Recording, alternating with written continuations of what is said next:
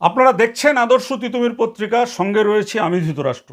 আজকে আপনাদেরকে আমরা দেখাবো যে আপনারা দেখলেন আইসিএসসি বোর্ডের প্রথম স্থান অধিকার করেছেন অনুষ্কা ঘোষ, ব্যারাকপুরের বাসিন্দা। তিনি 400-র মধ্যে 400 নম্বর পেয়েছেন এবং তিনি প্রথম স্থান দেশের মধ্যে অধিকার করার পরে তার স্কুল ছিল হচ্ছে সোদপুর পানিহাটি, যেটা সেন্ট জেভিয়ার্স বলে, যেটা কলকাতার যে সেন্ট জেভিয়ার্স আছে সেই সেন্ট জেভিয়ার্স কিন্তু নয়। এই সেন্ট জেভিয়ার্সটা হচ্ছে এনজিও করে চালান কয়েকজন ব্যক্তি মিলে, তার মানে একটা পরিবার মিলে। আজকে আমরা আমাদের যে খবরের বিষয়টা আমরা দেখাতে চাই সেটা হচ্ছে যে অনুষ্কা ঘোষ তিনি প্রথম স্থান অধিকার করার পরেই তার যে প্রথম সাক্ষাৎকার ছিল, তিনি বলেছিলেন যে আমি এখনও বামপন্থী রাজনীতির ওপরে বিশ্বাস করি এবং পরবর্তী সময় আমি রাজনীতিতে ফিরে আসবো। আমাদের খুব ভালো লেগেছে, কারণ আমরা সবসময় বলছিলাম যে মেধাবী ছেলেমেয়েরা রাজনীতিতে আসছে না। এই অনুষ্কা ঘোষের মতন এইরকম তরুণী, প্রতিভাবান, শিক্ষিত মেয়েরা যদি রাজনীতিতে আসে, আমার মনে হয় রাজনৈতিক ভোল বদল হয়ে যাবে। আমাদের দেশের যে পরিকাঠামো, দেশের যে অর্থনৈতিক পরিকাঠামো, চাকরির যে বেকারত্ব, মানুষের যে দুঃখ দুর্দশা, তার অনেকটাই শেষ হয়ে যাবে এই ধরনের মেয়েরা যদি আসে। এবং তিনি বামপন্থী বিশ্বাসী কথা বলাতেও আমাদের খুব ভালো লেগেছে, কারণ আমরা মনে করি এখনও আমাদের দেশে বা রাজ্যে যদি কোনো আদর্শবান কোনো দল বা পার্টি থাকে যেখানে আদর্শের চর্চা করা হয়, যেখানে আদর্শের লালন পালন করা হয়, সেটা আমরা মনে করি বামপন্থী দল হিসেবে কমিউনিস্ট পার্টি অফ ইন্ডিয়া বা অন্য যারা আছেন তারা করেন। ঠিকই বলেছেন, এটার সাথে আমরা একমত। কিন্তু এই জায়গাতে আমরা যে কথাটা বলতে চাই, অনুষ্কার যে 400 নম্বর পাওয়া, এই নম্বর পাওয়া যেমন আমাদের গর্বিত করেছে, এই নম্বর পাওয়া একজন পশ্চিমবঙ্গবাসী হিসাবে, বাঙালি হিসাবে আমাদের যেমন গর্বিত করেছে, আমরা আশা করি আপনাদেরও করেছে। এবার আমরা দেখলাম যে অনুষ্কা এরকম খুব খুব খুব দারুণ রেজাল্ট করার পরে, একদম সর্বোচ্চ নম্বর পাওয়ার পরে এবং আমাদের দেশের সর্বোচ্চ স্থান অধিকার করার পরে তার বাড়িতে একেবারে লাইন পড়ে গেছে। কিসের লাইন?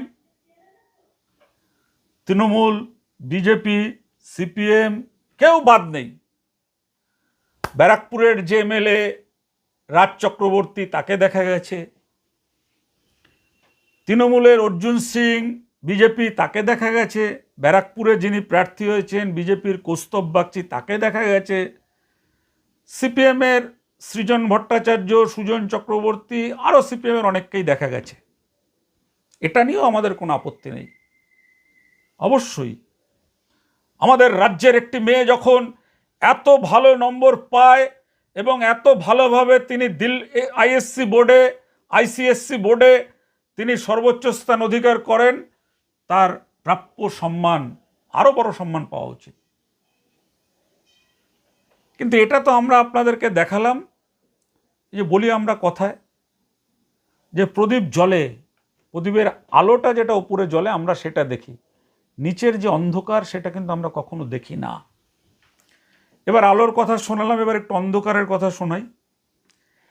এই যে পানিহাটি সেন্ট জেভিয়ার্স চলছে এনজিওর মাধ্যমে, এই পানিহাটি সেন্ট জেভিয়ার্সের যিনি মালিক রয়েছেন, সেই মালিকের স্ত্রী হচ্ছে পানিহাটি পৌরসভার একজন তৃণমূলের কাউন্সিলর।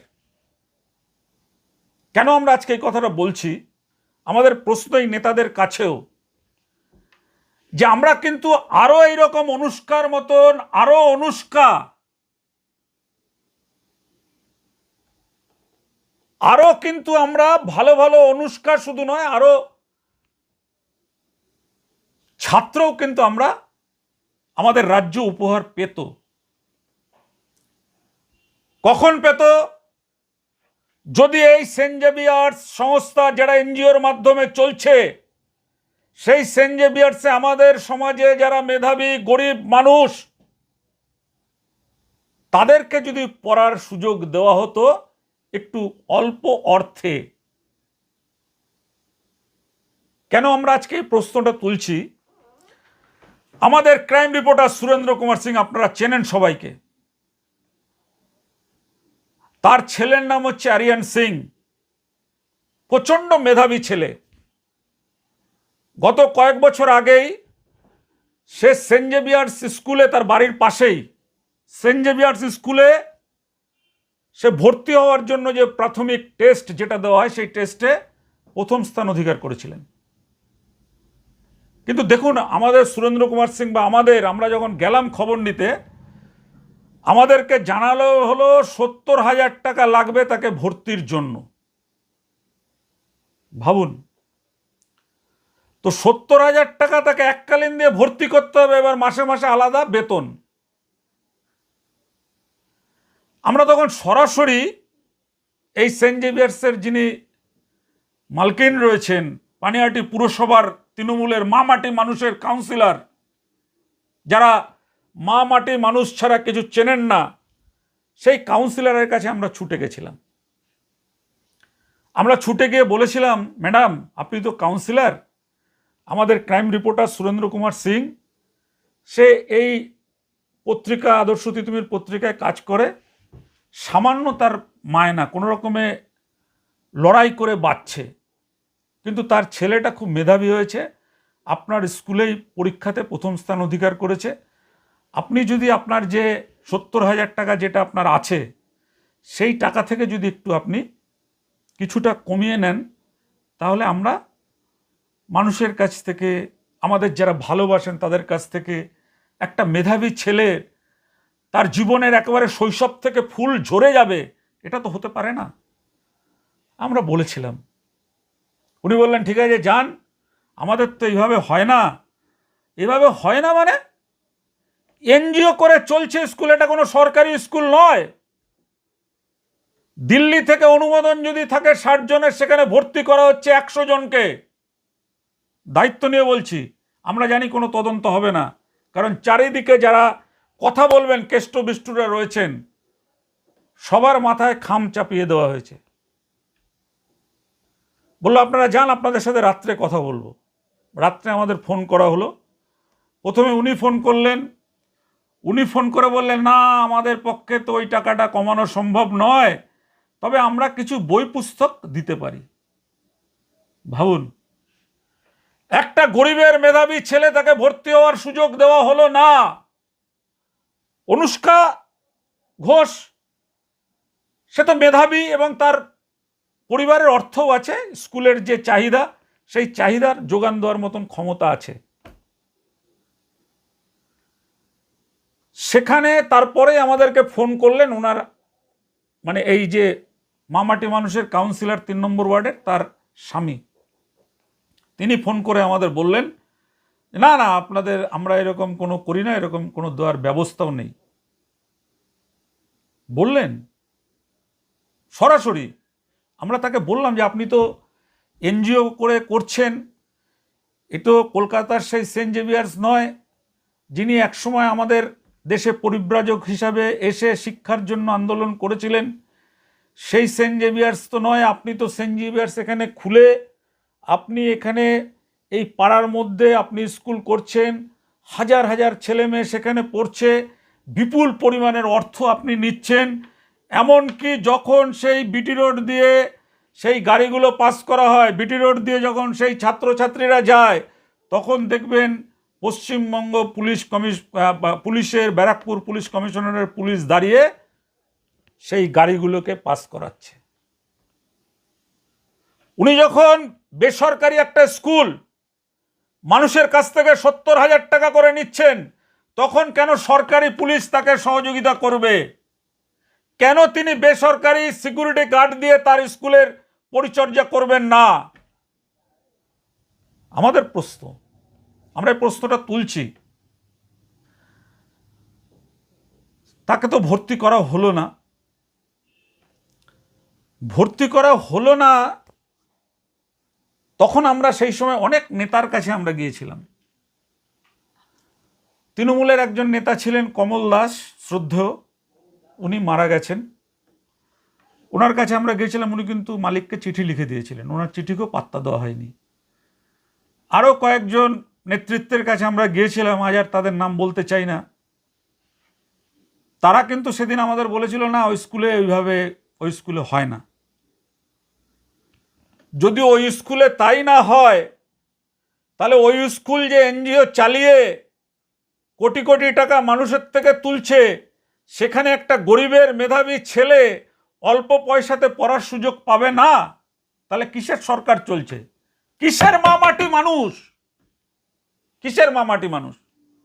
যদি একটা গরিব ছেলে, আরিয়ান সিং এর মতন একটা গরিব দুস্থ ছেলে, সুরেন্দ্র সিং এর ছেলে, সে যদি পড়ার সুযোগ না পায়, আরও এরকম সুরেন্দ্র সিং এর মতন দু একজন যারা আছে ছেলেরা রয়েছে মেধাবী, তাদেরও যদি পড়ার সুযোগ না দেওয়া হয়, আর এই স্কুল যদি দেখাতে পারে যে একটা গরিবের ছেলেকে তারা সুযোগ দিয়েছে, ছেলে মেয়েকে, খবর শুধু উজ্জ্বল করবো না, হাত জোর করে ক্ষমা চাইব। করেন না। কেন করেন না? উনি পানিহাটির যারা কেষ্টবিষ্টু তাদের ধরে রেখেছেন, তাদেরকে তিনি ধরে রেখেছেন। তারা যা করার করবেন, উনি কিছু করবেন না। আপনারা জানেন যে পশ্চিমবঙ্গের শিক্ষা হালটা কি অবস্থায় আছে এখন। স্কুল আছে সরকারি, ছাত্র নেই। ছাত্র আছে, শিক্ষক নেই। ছাত্র আছে, শিক্ষক রয়েছে, শিক্ষক মদ্যপান করে স্কুলে ঢুকছে। শিক্ষক যখন তাকে জিজ্ঞাসা করা হচ্ছে কালার বানাম, সে কালার বানাম বলতে পারছে না। পশ্চিমবঙ্গের শিক্ষা ব্যবস্থা আপনারা তো দেখেছেন যে কিভাবে এইসব শিক্ষকদের চাকরি চুরি, মানে কিভাবে টাকার বিনিময়ে চাকরিগুলো দেওয়া হয়েছিল। আর নতুন করে আমাদের বলার অবকাশ রাখে না। আমরা বলতে চাই যে অনুষ্কা ঘোষ যেমন আমাদের উজ্জীবিত করেছেন, আপনারা রাজ্যের শিক্ষার হাল কিন্তু আমাদের বলার অপেক্ষা রাখে না। আমাদের রাজ্যের যে সরকারি স্কুলগুলিতে ছাত্রছাত্রীরা কি শিক্ষা পাবে আপনারা বলুন? যেখানে দেখা যাচ্ছে যে যাদেরকে শিক্ষক হিসেবে নিয়োগ করা হয়েছে তারা কোনো সাদা খাতা জমা দিয়ে চাকরি পেয়েছে। কলকাতা হাইকোর্টের বিশিষ্ট আইনজীবী বিকাশ রঞ্জন ভট্টাচার্য, যিনি লড়াই করে এই সমস্তগুলোকে ধরলেন, তাদের চাকরি হাইকোর্ট থেকে বাতিল করার পর আবার সুপ্রিম কোর্ট থেকে বহাল রেখে দিল। কেন না? যে তাদের পেটের ব্যাপার আছে। আরে বাবা, পেটের ব্যাপার আছে, ও আরও তো চাকরি আছে। কারখানায় শ্রমিকের কাজ দাও, পৌরসভায় নর্দমা পরিষ্কারের কাজ দাও। শিক্ষা ব্যবস্থায় কেন বাবা? শিক্ষা হচ্ছে জাতির মেরুদণ্ড। শিক্ষা আনে চেতনা, শিক্ষা আনে বিপ্লব। দেখবেন একসময় সমাজ সংস্কারক গুরুচাঁদ ঠাকুর বলেছিলেন,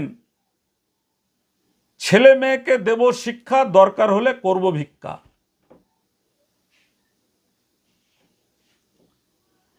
তো আমরা আজকের সেই জায়গাটাতে ধরতে চাই, আপনারা যদি আমাদের সাথে একমত হন। সরকারের কিছু করার ক্ষমতা নেই এটা তো হয় না। সরকারের রাজ্যে স্কুল চলবে এবং সেই স্কুলে বিভিন্ন রকমভাবে এত বিপুল অঙ্কের টাকা নেওয়া হবে আর বলা হবে মা মাটি মানুষের সরকার। দেখুন, আমাদের কিন্তু রাজনৈতিক কোনো পরিচয় নেই, জামাটা লাল গায়ে দেই, কিন্তু রাজনৈতিক কিন্তু আমাদের পরিচয় নেই। যেই অন্যায় করুক না কেন, যেই ভুল করুক না কেন, নিজেরা ভুল করলেও সেটুকু ক্ষমতা আছে হাত জোর করে ক্ষমা চেয়ে নেওয়ার। কিন্তু কেউ যদি অন্যায় করেন, কেউ যদি অবিচার করেন, কেউ যদি মানুষের মাথায় টুপি পরিয়ে কোনো নেতা দাদাকে অর্থনৈতিকভাবে বলিষ্ঠ করে সাধারণ মানুষের ওপরে কুঠারাঘাত করেন, তার বিরুদ্ধে কিন্তু তিতুমিরের লড়াই রয়েছে। তিতুমির লড়বে। অনুষ্কার আগামী ভবিষ্যৎ আরও উজ্জ্বল হবে। তিনি বামপন্থী রাজনীতিতে আসবেন, এটা আমরা যেমন চাই, তেমনিভাবে চাই যে নেতারা গিয়েছেন সেই নেতাদের কাছে যদি কোনো এই ধরনের মেধাবী, খুব তো যায় না, যে ধরুন প্রথম হয়েছে টেস্টে, টাকার জন্য ভর্তি হতে পারছে না, তেমন যদি হয় তো তাকে কিন্তু ভর্তি করে দেওয়া উচিত। এখানে আরেকটা কথা না বললেই নয়, যখন সেই ছেলেটিকে আমরা ভর্তি করতে পারছি না, সোদপুরেরই বাসিন্দা নারায়ণ ঘোষ পিয়ারলেস নগরে থাকেন, তাকে আমরা বলেছিলাম, সে তারপর আমাদেরকে কামারহাটি যে আরিয়ান্স স্কুল আগরপাড়ায়, সেখানে সেই বাচ্চাটাকে ভর্তি করেছে, আরিয়ান সিংকে, সুরেন্দ্র কুমার সিংয়ের ছেলে। সেখানেও কিন্তু সে তার ভেতরে যে ট্যালেন্ট, তার ভেতরে যে প্রতিভা, সে কিন্তু সেখানেও দেখাচ্ছে। বিভিন্ন টেস্টে জেলার মধ্যে প্রথম স্থান অধিকার করছে। যাকে ভর্তি নেয়নি এই সোদপুর সেন্ট জেভিয়ার্স, যাকে তাড়িয়ে দেওয়া হয়েছিল একটা দুস্থ গরিব সাংবাদিকের পুত্র বলে, সে কিন্তু আরিয়ান্স স্কুলেও কিন্তু তার ভেতরে যে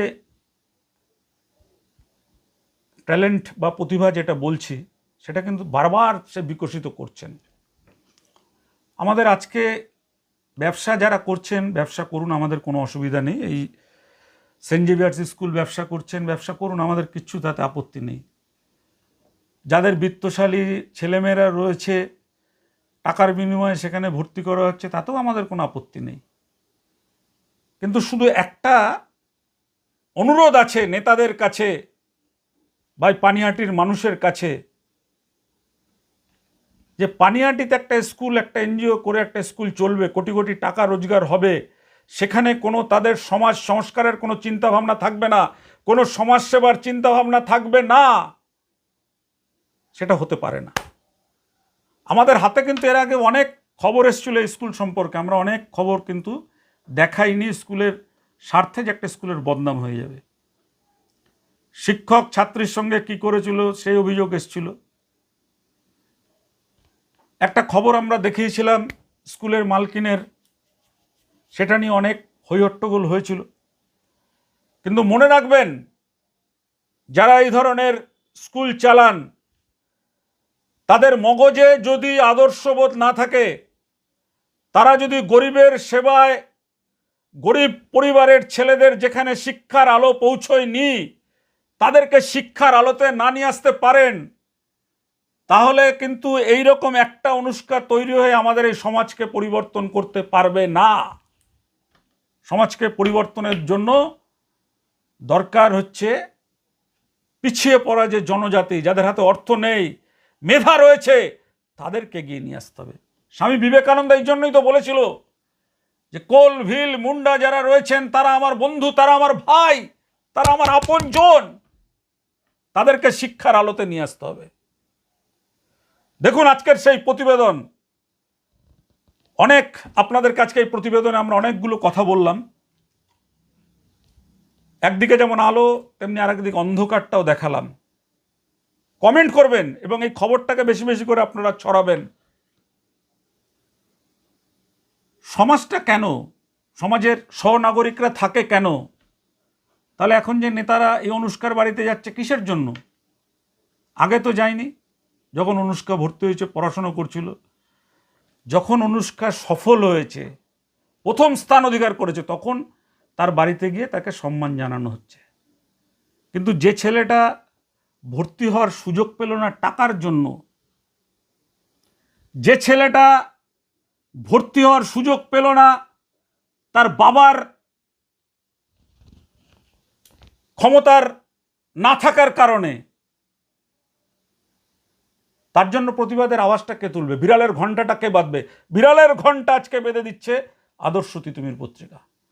দেখুন, যদি আপনারা মনে করেন আমাদের সঙ্গে যদি সহমত হন তাহলেও ভালো, যদি সহমত না হন আপনারা কমেন্ট করুন, জানান আমাদেরকে, আমরা আরও সমৃদ্ধ হতে চাই। আজ এ পর্যন্ত, ভালো থাকবেন। আগামী কোনো দিন কখনো এই ধরনের মানুষের ওপরে অবিচারে চলতে থাকা খবর নিয়ে আসবে তিতুমির, আদর্শ তিতুমির পত্রিকা, যার লেজুর কোনো বাবুদের কাছে বাধা না।